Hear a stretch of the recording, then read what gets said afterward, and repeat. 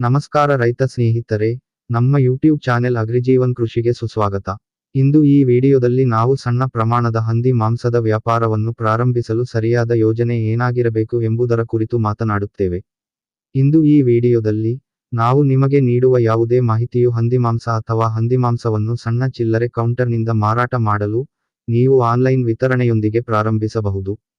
ನೀವು ಹಂದಿ ಮಾಂಸದ ವ್ಯಾಪಾರವನ್ನು ಸಣ್ಣ ಪ್ರಮಾಣದಲ್ಲಿ ಪ್ರಾರಂಭಿಸಬಹುದು ಮತ್ತು ಕ್ರಮೇಣ ಅದನ್ನು ದೊಡ್ಡ ವ್ಯಾಪಾರವಾಗಿ ಪರಿವರ್ತಿಸಬಹುದು.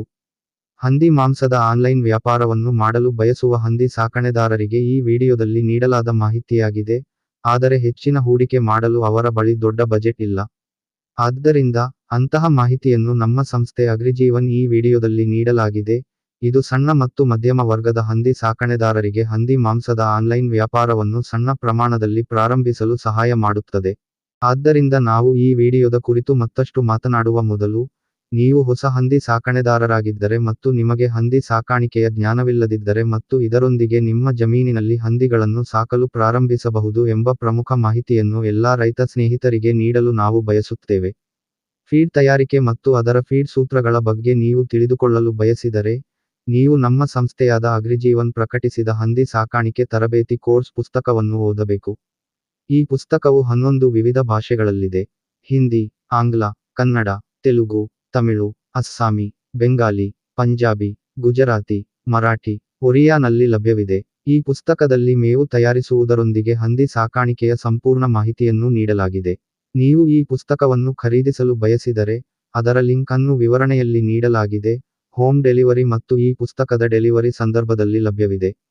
ಪುಸ್ತಕದ ಕುರಿತು ಹೆಚ್ಚಿನ ಮಾಹಿತಿ ಪಡೆಯಲು ನೀವು ನಮ್ಮ ವಾಟ್ಸ್ಆಪ್ ಸಂಖ್ಯೆಗೆ ಕರೆ ಮಾಡಬಹುದು ಅಥವಾ ಸಂದೇಶವನ್ನು ಸಹ ಮಾಡಬಹುದು. ಈಗ ನಾವು ಈ ವಿಡಿಯೋದ ವಿಷಯಕ್ಕೆ ಬರುತ್ತೇವೆ ಮತ್ತು ಹಂದಿ ಮಾಂಸದ ಆನ್ಲೈನ್ ವ್ಯವಹಾರವನ್ನು ಹೇಗೆ ಪ್ರಾರಂಭಿಸುವುದು. ಹಾಗಾದರೆ ಬರುವ ಮೊದಲ ಪ್ರಶ್ನೆಯೆಂದರೆ, ಯಾವ ಪ್ರದೇಶದಲ್ಲಿ ಚಿಲ್ಲರೆ ಕೌಂಟರ್ ಮತ್ತು ಹಂದಿ ಮಾಂಸದ ಆನ್ಲೈನ್ ವಿತರಣೆಯನ್ನು ಮಾಡಬಹುದು? ನೀವು ಯಾವ ಪ್ರದೇಶದಲ್ಲಿ ಈ ವ್ಯವಹಾರವನ್ನು ಪ್ರಾರಂಭಿಸಲು ಬಯಸುತ್ತೀರಿ? ಮೊದಲು ಅಲ್ಲಿ ಸಂಶೋಧನೆ ಮಾಡಿ ಮತ್ತು ಆ ಪ್ರದೇಶದಲ್ಲಿ ಹಂದಿ ಮಾಂಸಕ್ಕೆ ಎಷ್ಟು ಬೇಡಿಕೆ ಇದೆ ಮತ್ತು ಈಗಾಗಲೇ ಎಷ್ಟು ಪೂರೈಕೆ ಇದೆ ಎಂಬುದನ್ನು ಕಂಡುಹಿಡಿಯಿರಿ.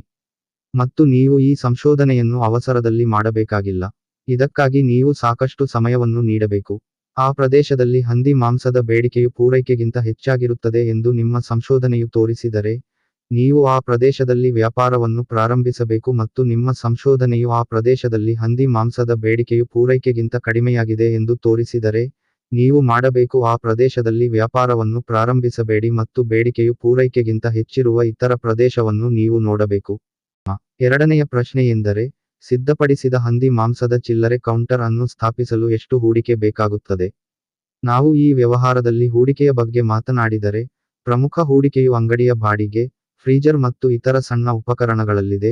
ಗ್ರಾಹಕರ ಅವಶ್ಯಕತೆಗೆ ಅನುಗುಣವಾಗಿ ಮಾಂಸವನ್ನು ತಯಾರಿಸುವ ಸಹಾಯದಿಂದ ಆರಂಭದಲ್ಲಿ ನಿಮ್ಮ ಸ್ವಂತ ಸಲಕರಣೆಗಳೊಂದಿಗೆ ನೀವು ಪ್ರಾರಂಭಿಸಬಾರದು ಎಂದು ನಾವು ಸಲಹೆ ನೀಡುತ್ತೇವೆ. ನೀವು ಉಪಕರಣಗಳು ಮತ್ತು ಯಂತ್ರಗಳನ್ನು ಬಾಡಿಗೆಗೆ ಪಡೆಯಲು ಪ್ರಯತ್ನಿಸಬೇಕು ಮತ್ತು ನಿಮ್ಮ ವ್ಯಾಪಾರವು ಉತ್ತಮವಾಗಿ ಕಾರ್ಯನಿರ್ವಹಿಸಲು ಪ್ರಾರಂಭಿಸಿದಾಗ, ನಿಮ್ಮ ಸ್ವಂತ ಉಪಕರಣಗಳು ಮತ್ತು ಯಂತ್ರಗಳನ್ನು ನೀವು ಖರೀದಿಸಬಹುದು. ನೀವು ಬಾಡಿಗೆ ಉಪಕರಣಗಳು ಮತ್ತು ಯಂತ್ರಗಳೊಂದಿಗೆ ಪ್ರಾರಂಭಿಸಿದರೆ, ನಂತರ ಆರಂಭಿಕ ವೆಚ್ಚವು 80 ರಿಂದ 90 ಸಾವಿರ ಆಗಿರುತ್ತದೆ. ಇದು ಅಂಗಡಿ ಬಾಡಿಗೆ ಮತ್ತು ಉದ್ಯೋಗಿಗಳ ಸಂಬಳವನ್ನು ಒಳಗೊಂಡಿಲ್ಲ, ಇದು ಸ್ಥಳದಿಂದ ಸ್ಥಳಕ್ಕೆ ಬದಲಾಗಬಹುದು. ಮೂರನೆಯ ಪ್ರಶ್ನೆಯೆಂದರೆ, ಈ ವ್ಯವಹಾರವನ್ನು ಮಾಡಲು ನೀವು ಯಾವ ಕೌಶಲ್ಯಗಳನ್ನು ಕಲಿಯಬೇಕು? ಹಂದಿಮಾಂಸವನ್ನು ತಯಾರಿಸಲು, ಮಾಂಸ ಚಿಲ್ಲರೆ ಕೌಂಟರ್ ಆಪರೇಟರ್ ಹೊಂದಿರಬೇಕಾದ ಎಲ್ಲಾ ಕೌಶಲ್ಯಗಳು ನಿಮಗೆ ಬೇಕಾಗುತ್ತದೆ. ಮಾಂಸವನ್ನು ಹೇಗೆ ತಯಾರಿಸುವುದು? ಅದನ್ನು ಪ್ರಕ್ರಿಯೆಗೊಳಿಸುವುದು ಹೇಗೆ? ಮಾಂಸದ ಜೀವಿತಾವಧಿಯನ್ನು ಹೆಚ್ಚಿಸಲು ಯಾವ ಕ್ರಮಗಳನ್ನು ತೆಗೆದುಕೊಳ್ಳಬೇಕು? ಗ್ರಾಹಕರ ಬೇಡಿಕೆಗೆ ಅನುಗುಣವಾಗಿ ಮಾಂಸವನ್ನು ಕತ್ತರಿಸುವುದು ಮತ್ತು ರುಬ್ಬುವುದು ಹೇಗೆ? ಮಾಂಸವನ್ನು ತಯಾರಿಸಲು ಬಳಸುವ ಉಪಕರಣಗಳನ್ನು ಹೇಗೆ ಬಳಸುವುದು? ನೀವು ಈ ಎಲ್ಲಾ ಕೌಶಲ್ಯಗಳನ್ನು ಹೊಂದಿರಬೇಕು. ನಿಮ್ಮ ವ್ಯವಹಾರಕ್ಕೆ ಅಗತ್ಯವಿರುವ ಎಲ್ಲಾ ಕೌಶಲ್ಯಗಳನ್ನು ನಿಮ್ಮೊಳಗೆ ಅಭಿವೃದ್ಧಿಪಡಿಸುವುದು ಅನಿವಾರ್ಯವಲ್ಲ ಎಂದು ಇಲ್ಲಿ ನಾವು ನಿಮಗೆ ಹೇಳಲು ಬಯಸುತ್ತೇವೆ. ಇದಕ್ಕಾಗಿ, ವ್ಯಾಪಾರದಲ್ಲಿನ ಎಲ್ಲಾ ವಿಭಿನ್ನ ಕಾರ್ಯಗಳಿಗಾಗಿ ನೀವು ತಜ್ಞರು ಮತ್ತು ತಜ್ಞರನ್ನು ನೇಮಿಸಿಕೊಳ್ಳಬೇಕು.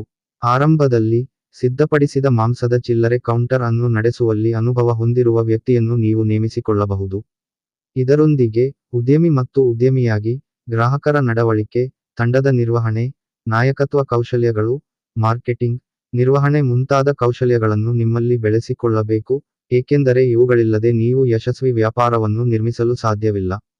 ನಾಲ್ಕನೆಯ ಪ್ರಶ್ನೆಯೆಂದರೆ, ಈ ವ್ಯವಹಾರವನ್ನು ಮಾಡಲು ತಂಡದಲ್ಲಿ ಎಷ್ಟು ಜನರ ಅಗತ್ಯವಿದೆ?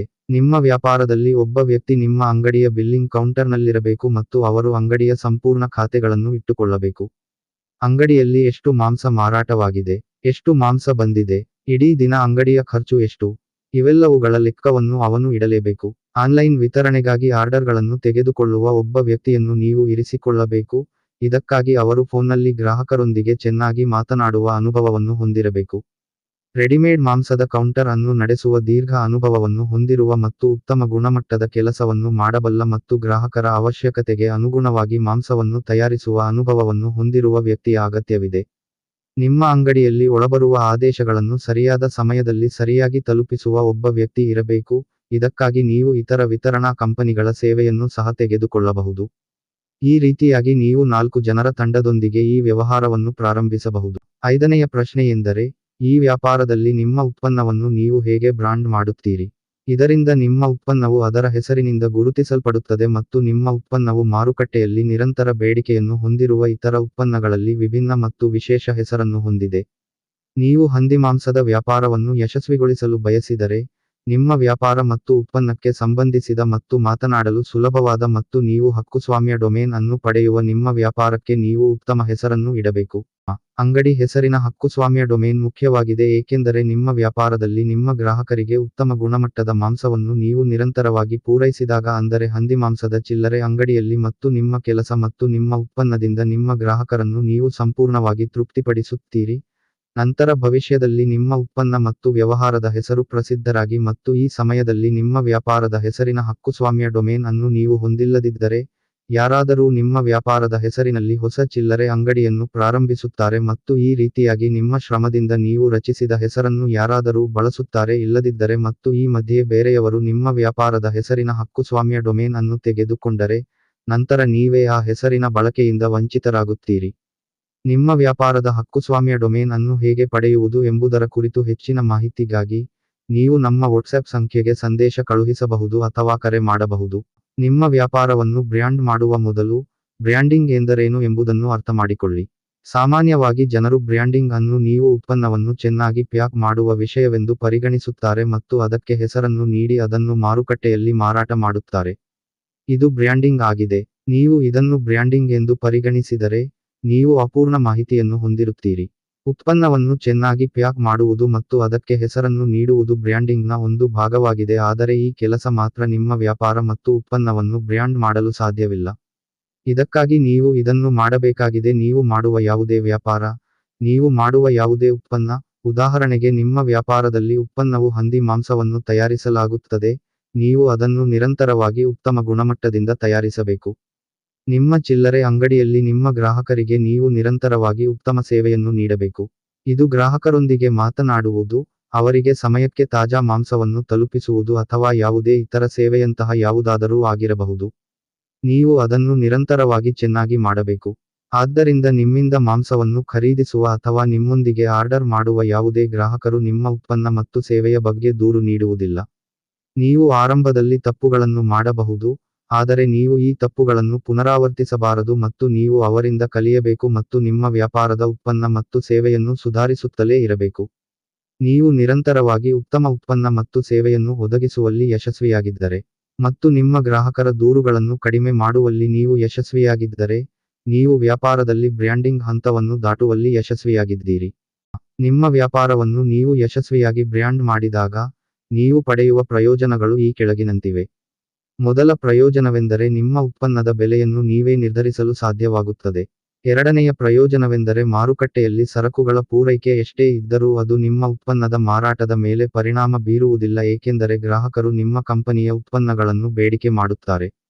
ಮೂರನೆಯ ಪ್ರಯೋಜನವೆಂದರೆ ನಿಮ್ಮ ಅಗತ್ಯಗಳಿಗೆ ಅನುಗುಣವಾಗಿ ನಿಮ್ಮ ವ್ಯವಹಾರದ ಲಾಭವನ್ನು ನಿರ್ಧರಿಸಲು ನಿಮಗೆ ಸಾಧ್ಯವಾಗುತ್ತದೆ. ಆರನೆಯ ಪ್ರಶ್ನೆಯೆಂದರೆ, ಈ ವ್ಯವಹಾರವನ್ನು ದೊಡ್ಡದಾಗಿ ಮತ್ತು ಸರಳವಾಗಿಸಲು ನೀವು Instagram, YouTube, Facebook, Twitter, website ಇತ್ಯಾದಿ ಇಂಟರ್ನೆಟ್ ಪರಿಕರಗಳನ್ನು ಹೇಗೆ ಬಳಸಬಹುದು? ವ್ಯಾಪಾರ ಮಾಡಲು ನಿರ್ಧರಿಸಿದ ನಂತರ, ನೀವು ಮಾಡಬೇಕಾದ ಮೊದಲ ಕೆಲಸವೆಂದರೆ ಎಲ್ಲಾ ಸಾಮಾಜಿಕ ಮಾಧ್ಯಮ ಪ್ಲಾಟ್ಫಾರ್ಮ್ಗಳಲ್ಲಿ ನಿಮ್ಮ ವ್ಯಾಪಾರದ ಹೆಸರಿನಲ್ಲಿ ಖಾತೆಯನ್ನು ರಚಿಸುವುದು ಮತ್ತು ಅವುಗಳಲ್ಲಿ ನಿಮ್ಮ ವ್ಯಾಪಾರದ ಉತ್ಪನ್ನಗಳು ಮತ್ತು ಸೇವೆಗಳ ಬಗ್ಗೆ ವಿವರವಾದ ಮಾಹಿತಿಯನ್ನು ನೀಡುವುದು. ನಿಮ್ಮ ಉತ್ಪನ್ನ ಯಾವುದು? ನೀವು ಯಾವ ಸೇವೆಯನ್ನು ಒದಗಿಸುತ್ತೀರಿ? ನೀವು ಯಾವ ಪ್ರದೇಶದಲ್ಲಿ ಕೆಲಸ ಮಾಡುತ್ತೀರಿ? ನಿಮ್ಮ ಅಂಗಡಿ ಮತ್ತು ಗೋಡೌನ್ ವಿಳಾಸ ಏನು? ನಿಮ್ಮ ನಿಯಮಗಳು ಮತ್ತು ಷರತ್ತುಗಳು ಯಾವುವು? ನಿಮ್ಮ ಅಂಗಡಿಯಲ್ಲಿ ಎಷ್ಟು ರೀತಿಯ ಉತ್ಪನ್ನಗಳು ಲಭ್ಯವಿದೆ? ನೀವು ಹಂದಿಮಾಂಸವನ್ನು ವಿತರಿಸಿದರೆ, ಆದೇಶದ ನಂತರ ನಿಮ್ಮ ವಿತರಣೆಯು ಎಷ್ಟು ಸಮಯದ ನಂತರ ತೆಗೆದುಕೊಳ್ಳುತ್ತದೆ? ನೀವು ಆನ್ಲೈನ್ ಆರ್ಡರ್ಗಳನ್ನು ಹೇಗೆ ತೆಗೆದುಕೊಳ್ಳುತ್ತೀರಿ ಎಂಬುದರ ನಿಯಮಗಳು ಮತ್ತು ಷರತ್ತುಗಳು ಯಾವುವು? ನಿಮ್ಮ ಸೇವೆಯ ಪ್ರಾರಂಭ ಮತ್ತು ನಿಲುಗಡೆ ಸಮಯ ಎಷ್ಟು? ಪ್ರತಿಯೊಬ್ಬರೂ ಸುಲಭವಾಗಿ ನೋಡಬಹುದಾದಂತಹ ಸ್ಥಳದಲ್ಲಿ ನೀವು ಆದೇಶಗಳನ್ನು ತೆಗೆದುಕೊಳ್ಳುವ ಸಂಖ್ಯೆಯನ್ನು ಬರೆಯಿರಿ. ನೀವು ಆದೇಶವನ್ನು ಸ್ವೀಕರಿಸುವ ಸಂಖ್ಯೆಯನ್ನು ಹೈಲೈಟ್ ಮಾಡಿ. ಈ ಎಲ್ಲಾ ಮಾಹಿತಿಯನ್ನು ಅಪ್ಲೋಡ್ ಮಾಡಿದ ನಂತರ, ನಿಮ್ಮ ವ್ಯಾಪಾರಕ್ಕೆ ಸಂಬಂಧಿಸಿದ ಉತ್ಪನ್ನಗಳು ಮತ್ತು ಸೇವೆಗಳ ಕ್ಯಾಟಲಾಗ್ಗಳನ್ನು ನೀವು ಪೋಸ್ಟ್ ಮಾಡುತ್ತಿರಬೇಕು ಮತ್ತು ಇದಕ್ಕಾಗಿ ನೀವು ತಜ್ಞರು ಸಿದ್ಧಪಡಿಸಿದ ಕ್ಯಾಟಲಾಗ್ಗಳನ್ನು ಪಡೆಯಬಹುದು. ಇದನ್ನು ಮಾಡುವುದರಿಂದ, ನಿಮ್ಮ ಉತ್ಪನ್ನಗಳು ಮತ್ತು ಸೇವೆಗಳಿಗೆ ಉತ್ತಮ ಬೆಲೆಯನ್ನು ಪಾವತಿಸಲು ಸಿದ್ಧರಿರುವ ಗ್ರಾಹಕರಿಂದ ನೀವು ಆದೇಶಗಳನ್ನು ಪಡೆಯುತ್ತೀರಿ. ಇದರೊಂದಿಗೆ, ನಿಮ್ಮ ವ್ಯಾಪಾರದ ಮಾರ್ಕೆಟಿಂಗ್ ಅನ್ನು ಸಹ ಉಚಿತವಾಗಿ ಮಾಡಲಾಗುತ್ತದೆ. ಆದ್ದರಿಂದ ಈ ರೀತಿಯಲ್ಲಿ, ನಿಮ್ಮ ವ್ಯಾಪಾರವನ್ನು ದೊಡ್ಡದಾಗಿ ಮತ್ತು ಸರಳಗೊಳಿಸಲು ನೀವು ಇಂಟರ್ನೆಟ್ ಪರಿಕರಗಳನ್ನು ಬಳಸಬಹುದು. 7ನೇ ಪ್ರಶ್ನೆಯೆಂದರೆ, ನಿಮ್ಮ ವ್ಯಾಪಾರವನ್ನು ಆನ್ಲೈನ್ನಲ್ಲಿ ನೀವು ಹೇಗೆ ಮಾರಾಟ ಮಾಡಬಹುದು? ನಿಮ್ಮ ವ್ಯಾಪಾರ ಮತ್ತು ನಿಮ್ಮ ಉತ್ಪನ್ನಗಳ ಆನ್ಲೈನ್ ಮಾರ್ಕೆಟಿಂಗ್ ಅನ್ನು ದೊಡ್ಡ ಪ್ರಮಾಣದಲ್ಲಿ ಮಾಡಲು ನೀವು ಬಯಸಿದರೆ, ಡಿಜಿಟಲ್ ಮಾರ್ಕೆಟಿಂಗ್ ಮಾಡುವ ತಜ್ಞರಿಂದ ನೀವು ಅದರ ಬಗ್ಗೆ ತಿಳಿದುಕೊಳ್ಳಬೇಕು.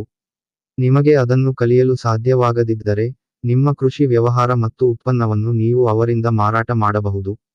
ನಿಮ್ಮ ವ್ಯಾಪಾರದ ಆನ್ಲೈನ್ ಮಾರ್ಕೆಟಿಂಗ್ ಮಾಡಲು, ನೀವು ಇಂಟರ್ನೆಟ್ ಸಾಮಾಜಿಕ ಮಾಧ್ಯಮ ಪ್ಲಾಟ್ಫಾರ್ಮ್ಗಳನ್ನು ಸಂಪೂರ್ಣವಾಗಿ ಬಳಸಿಕೊಳ್ಳಬೇಕು, ಏಕೆಂದರೆ ನಿಮ್ಮ ವ್ಯಾಪಾರವನ್ನು ಮಾರುಕಟ್ಟೆ ಮಾಡಲು ಇದು ಅತ್ಯುತ್ತಮ ಕಡಿಮೆ ವೆಚ್ಚದ ಆನ್ಲೈನ್ ಮಾರ್ಕೆಟಿಂಗ್ ಆಯ್ಕೆಯಾಗಿದೆ. ಇದಕ್ಕಾಗಿ, ನೀವು ಮೇಲೆ ತಿಳಿಸಲಾದ ಮಾಹಿತಿಯನ್ನು ಅನ್ವಯಿಸಬೇಕು. ನಿಮ್ಮ ವ್ಯಾಪಾರ ಮತ್ತು ಉತ್ಪನ್ನಗಳ ಆನ್ಲೈನ್ ಮಾರ್ಕೆಟಿಂಗ್ ಅನ್ನು ನೀವು ದೊಡ್ಡ ಪ್ರಮಾಣದಲ್ಲಿ ಮಾಡಬಹುದು. ಇದಕ್ಕಾಗಿ, ನೀವು ಆಹಾರ ವಿತರಣಾ ಕಂಪನಿಗಳ ವೇದಿಕೆಯಲ್ಲಿ ನಿಮ್ಮ ವ್ಯಾಪಾರವನ್ನು ನೋಂದಾಯಿಸಿಕೊಳ್ಳಬಹುದು. ನೀವು ಉತ್ತಮ ಡಿಜಿಟಲ್ ಮಾರ್ಕೆಟಿಂಗ್ ಸಂಸ್ಥೆಯ ಸೇವೆಯನ್ನು ಸಹ ಖರೀದಿಸಬಹುದು. 8ನೆಯ ಪ್ರಶ್ನೆಯೆಂದರೆ, ನಿಮ್ಮ ವ್ಯಾಪಾರವನ್ನು ನೀವು ಆಫ್ಲೈನ್ನಲ್ಲಿ ಹೇಗೆ ಮಾರಾಟ ಮಾಡಬಹುದು? ನಿಮ್ಮ ವ್ಯಾಪಾರವನ್ನು ಆಫ್ಲೈನ್ನಲ್ಲಿ ಮಾರಾಟ ಮಾಡಲು ನೀವು ಕೆಲವು ಸಾಂಪ್ರದಾಯಿಕ ವಿಧಾನಗಳನ್ನು ಅಳವಡಿಸಿಕೊಳ್ಳಬೇಕು. ಉದಾಹರಣೆಗೆ ವ್ಯಾಪಾರ ಕಾರ್ಡ್ ಮತ್ತು ನಿಮ್ಮ ವ್ಯಾಪಾರ ಮತ್ತು ಉತ್ಪನ್ನದ ಟೆಂಪ್ಲೇಟ್ ಅನ್ನು ಪಡೆದುಕೊಳ್ಳಿ ಮತ್ತು ಅದನ್ನು ಸಾಧ್ಯವಾದಷ್ಟು ಜನರಿಗೆ ತಲುಪಲು ಪ್ರಯತ್ನಿಸಿ. ನಿಮ್ಮ ಅಂಗಡಿಯ ಉತ್ತಮ ಬೋರ್ಡ್ ಅನ್ನು ತಯಾರಿಸಿ ಮತ್ತು ಅದನ್ನು ನಿಮ್ಮ ಅಂಗಡಿಯಲ್ಲಿ ಇರಿಸಿ. ನಿಮ್ಮ ಅಂಗಡಿಯ ಬೋರ್ಡ್ ಹೆಚ್ಚು ಆಕರ್ಷಕವಾಗಿದೆ, ನಿಮ್ಮ ಅಂಗಡಿಗೆ ಹೊಸ ಗ್ರಾಹಕರು ಬರುವ ಸಾಧ್ಯತೆ ಹೆಚ್ಚು. ನಿಮ್ಮ ವ್ಯಾಪಾರವನ್ನು ಆಫ್ಲೈನ್ನಲ್ಲಿ ಮಾರುಕಟ್ಟೆ ಮಾಡಲು ನೀವು ಕೆಲವು ಇತರ ಕ್ರಮಗಳನ್ನು ಸಹ ಅಳವಡಿಸಿಕೊಳ್ಳಬಹುದು, ಅವುಗಳು ಈ ಕೆಳಗಿನಂತಿವೆ. ಮೊದಲ ಪರಿಹಾರ, ನಿಮ್ಮ ಉತ್ಪನ್ನವನ್ನು, ಹಂದಿಮಾಂಸ, ಹೆಚ್ಚು ಇಷ್ಟಪಡುವ ಪ್ರದೇಶವನ್ನು ನೀವು ನೋಡಬೇಕು. ನಿಮ್ಮ ವ್ಯಾಪಾರಕ್ಕಾಗಿ ಹೊಸ ಗ್ರಾಹಕರನ್ನು ಆಕರ್ಷಿಸಲು ನೀವು ಆ ಪ್ರದೇಶದಲ್ಲಿ ನಿಮ್ಮ ವ್ಯಾಪಾರದ ಫ್ಲೆಕ್ಸ್ ಅನ್ನು ಹಾಕಬೇಕು. 2ನೇ ವಿಧಾನ, ನಿಮ್ಮ ಉತ್ಪನ್ನ, ಹಂದಿಮಾಂಸ, ಇಷ್ಟಪಡುವ ಜನರು ಭೇಟಿ ನೀಡುವ ಅಂತಹ ಸಂಸ್ಥೆಗಳಿಗೆ ನೀವು ಸೇರಬೇಕು ಮತ್ತು ಈ ಸಂಸ್ಥೆಗಳ ವ್ಯವಹಾರದಲ್ಲಿ ಯಾವುದೇ ಸ್ಪರ್ಧೆಯಿಲ್ಲ. ಈ ಸಂಸ್ಥೆಗಳಿಗೆ ಸೇರುವ ಮೂಲಕ, ವ್ಯಾಪಾರ ಕಾರ್ಡ್ಗಳು ಮತ್ತು ಟೆಂಪ್ಲೇಟ್ಗಳನ್ನು ವಿತರಿಸುವುದು, ವ್ಯಾಪಾರ ಫ್ಲೆಕ್ಸ್ ಹಾಕುವುದು, ವ್ಯಾಪಾರ ಸಂಬಂಧಿತ ಸೆಮಿನಾರ್ಗಳನ್ನು ನೀಡುವುದು ಮುಂತಾದ ನಿಮ್ಮ ವ್ಯಾಪಾರದ ಆಫ್ಲೈನ್ ಮಾರ್ಕೆಟಿಂಗ್ನ ಎಲ್ಲಾ ವಿಧಾನಗಳನ್ನು ನೀವು ಅಳವಡಿಸಿಕೊಳ್ಳಬೇಕು. 3ನೇ ಪರಿಹಾರ, ಆಟೋ ರಿಕ್ಷಾ, ಟೆಂಪೋ, ಬಸ್ ಮತ್ತು ಇತರ ವಾಹನಗಳ ಹಿಂಭಾಗದಲ್ಲಿ ನಿಮ್ಮ ವ್ಯಾಪಾರದ ಫ್ಲೆಕ್ಸ್ ಅನ್ನು ನೀವು ಹಾಕಬೇಕು. ಆದರೆ ನಿಮ್ಮ ಉತ್ಪನ್ನವು, ಹಂದಿಮಾಂಸ, ಹೆಚ್ಚು ಇಷ್ಟಪಡುವ ಪ್ರದೇಶದಲ್ಲಿ ಆಗಾಗ್ಗೆ ಬರುವ ವಾಹನಗಳನ್ನು ಮಾತ್ರ ನೀವು ಆಯ್ಕೆ ಮಾಡಬೇಕು ಎಂಬುದನ್ನು ನೆನಪಿನಲ್ಲಿಡಿ. 4ನೇ ಪರಿಹಾರ, ನೀವು ರೆಸ್ಟೋರೆಂಟ್ಗಳು, ದೊಡ್ಡ ಹೋಟೆಲ್ಗಳು, ತಿನಿಸುಗಳು, ಆಸ್ಪತ್ರೆ ಕ್ಯಾಂಟೀನ್ಗಳು, ಕಾಲೇಜು ಹಾಸ್ಟೆಲ್ಗಳು, ಶಾಲಾ ಕ್ಯಾಂಟೀನ್ಗಳು, ಹಾಸ್ಟೆಲ್ ಕ್ಯಾಂಟೀನ್ಗಳು, ದೊಡ್ಡ ಕಂಪನಿಗಳ ಕ್ಯಾಂಟೀನ್ಗಳು ಅಥವಾ ವ್ಯಾಪಾರ ಸಂಕೀರ್ಣಗಳು ಮುಂತಾದ ಸ್ಥಳಗಳಿಗೆ ಹೋಗಿ ನಿಮ್ಮ ಉತ್ಪನ್ನದ ಬಗ್ಗೆ ನೀವೇ ಅಥವಾ ಅನುಭವಿ ಮಾರಾಟಗಾರರ ಮೂಲಕ ಮಾಹಿತಿ ನೀಡಬೇಕು. ತಯಾರಾದ ಹಂದಿ ಮಾಂಸದ ದೊಡ್ಡ ಆದೇಶಗಳನ್ನು ನೀವು ಇಲ್ಲಿಂದ ಪಡೆಯಬಹುದು. 5ನೇ ವಿಧಾನ, ನೀವು ಪ್ರತಿ ತಿಂಗಳು ಅಥವಾ ವರ್ಷದಲ್ಲಿ ಯಾವುದೇ ವಿಶೇಷ ದಿನದಂದು ನಿಮ್ಮ ಉತ್ಪನ್ನದ ಮೇಲೆ ಯಾವುದೇ ಯೋಜನೆ ಅಥವಾ ಕೊಡುಗೆಯನ್ನು ನಡೆಸಿದರೆ, ಆ ಪ್ರದೇಶದ ಪತ್ರಿಕೆಯಲ್ಲಿ ನಿಮ್ಮ ಉತ್ಪನ್ನದ ಪ್ರಸ್ತುತ ಯೋಜನೆ ಅಥವಾ ಕೊಡುಗೆಯನ್ನು ನೀವು ಜಾಹೀರಾತು ಮಾಡಬೇಕು. ನಿಮ್ಮ ಉತ್ಪನ್ನ, ಹಂದಿಮಾಂಸ, ಇಷ್ಟವಾದ ಸ್ಥಳಗಳಲ್ಲಿ ಮಾತ್ರ ಈ ಜಾಹೀರಾತನ್ನು ಮಾಡಿ. 6ನೇ ಪರಿಹಾರ, ನಿಮ್ಮ ಉತ್ಪನ್ನ, ಹಂದಿಮಾಂಸ, ಹೆಚ್ಚು ಇಷ್ಟವಾಗುವ ಮತ್ತು ನೀವು ಆನ್ಲೈನ್ ಆರ್ಡರ್ಗಳನ್ನು ಪಡೆಯುವ ಪ್ರದೇಶದಲ್ಲಿ ವಿತರಿಸಲಾದ ಪತ್ರಿಕೆಗಳು ಮತ್ತು ನಿಯತಕಾಲಿಕೆಗಳಲ್ಲಿ ನಿಮ್ಮ ವ್ಯಾಪಾರ ಮತ್ತು ಉತ್ಪನ್ನದ ಟೆಂಪ್ಲೇಟ್ಗಳನ್ನು ನೀವು ಹಾಕಬೇಕು. ಈ ಎಲ್ಲಾ ಪರಿಹಾರಗಳನ್ನು ಅಳವಡಿಸಿಕೊಳ್ಳುವಾಗ, ನೀವು ಎಲ್ಲೆಡೆ ಆನ್ಲೈನ್ ವಿತರಣೆಯ ಬಗ್ಗೆ ಮಾಹಿತಿಯನ್ನು ನೀಡಬೇಕು, ಏಕೆಂದರೆ ಇಂದಿನ ಸಮಯದಲ್ಲಿ, ಆನ್ಲೈನ್ ವಿತರಣೆಯಿಲ್ಲದೆ, ನಿಮ್ಮ ವ್ಯಾಪಾರ ಮತ್ತು ನಿಮ್ಮ ಉತ್ಪನ್ನಕ್ಕೆ ಹೆಚ್ಚಿನ ಪ್ರಾಮುಖ್ಯತೆಯನ್ನು ನೀಡಲಾಗುವುದಿಲ್ಲ.